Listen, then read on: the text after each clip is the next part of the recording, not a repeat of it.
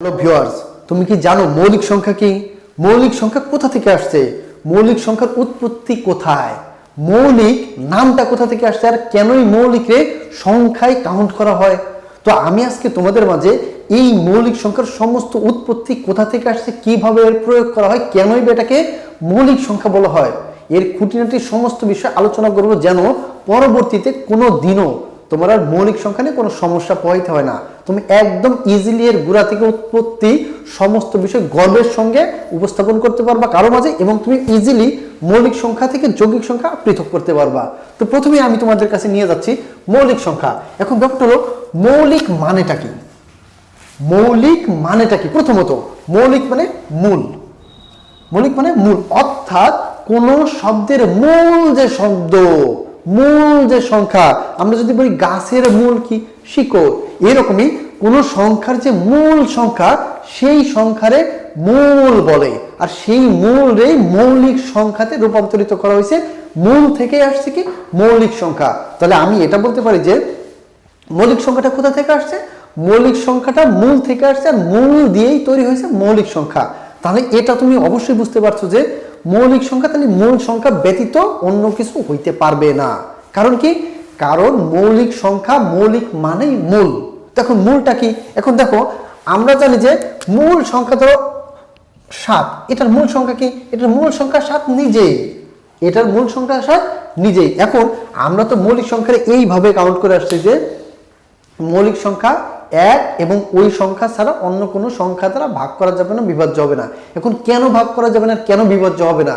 দেখো, মৌলিক সংখ্যা মানে মূল সংখ্যা, এই মূল সংখ্যার ভেতরে অন্য কোনো সংখ্যার অস্তিত্বই থাকবে না, অন্য কোনো সংখ্যার গুণনীয়কও থাকবে না, অন্য কোনো সংখ্যার কোনো ভাজকও থাকবে না, কিচ্ছু থাকবে না। সোজা কথা, মৌলিক মানে যেহেতু মূল সংখ্যা, এই মূলের ভিতরে অন্য কোনো সংখ্যার অস্তিত্বই থাকবে না। যদি অস্তিত্ব থাকে তাহলে সেটা মূল সংখ্যা হইল না, অর্থাৎ মৌলিক সংখ্যা হইল না, সেটা কি? যৌগিক সংখ্যা হয়ে যাবে। এখন ব্যাপারটা হলো, তুমি বলতে পারতেছো যে আমাদের বই খাতাতে অধিকাংশতে বলা হয়েছে যে মৌলিক সংখ্যা মূল সংখ্যা, ওই সংখ্যা এবং 1 দ্বারা বিভাজ্য হবে। তাহলে 1 কোন সংখ্যা? 1 কি? দেখো, 1 হলো এমন একটা সংখ্যা যে সংখ্যারে মৌলিক সংখ্যা বলা যায় না। এই 1 রে সহায়ক সংখ্যা বলে, অর্থাৎ এই 1 সবাইকে সহায়তা করবে। এটা হইতে পারে যৌগিক সংখ্যাতে, এটা হইতে পারে মৌলিক সংখ্যাতে। তো এটা যেহেতু সহায়তা করবে, এটা প্রকৃতভাবে মৌলিক সংখ্যা বলা যায় না।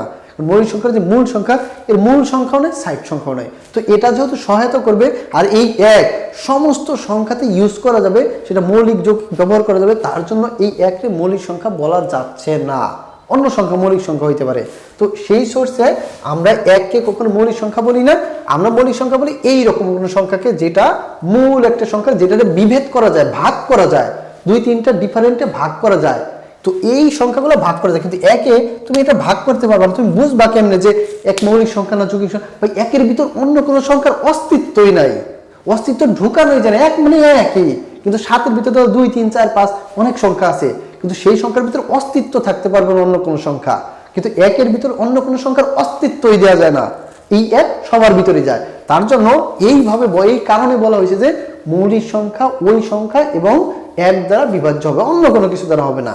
তো সেই সোর্সে আমরা দেখি 7। দেখো, 7-এর ভিতর অন্য কোনো সংখ্যা দিয়ে, ধরো 2, 3, 4 এইগুলা দিয়ে গুণনীয়ক করে কোনো সংখ্যা যায় না।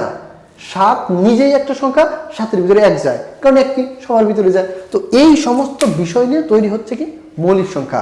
অর্থাৎ এমন একটা সংখ্যা হবে যেই সংখ্যারে ওই সংখ্যা আর 1 ব্যতীত কোনো সংখ্যা দ্বারাই ভাগ করা যাবে না। কারণ আমরা জানি যে মৌলিক সংখ্যা মানে মূল সংখ্যা, আর মূল সংখ্যার ভিতরে অন্য কোনো সংখ্যার অস্তিত্ব থাকা যাবে না, সেটাই হবে মৌলিক সংখ্যা। তো আমরা কিছু এক্সাম্পল অনুযায়ী দেখি। ধরো আমি বলি 7। দেখো, আমি 7-এর পরে তোমার আমি বলতে পারি যে ধরো 11 তুমি কি দিয়ে করতে পারো?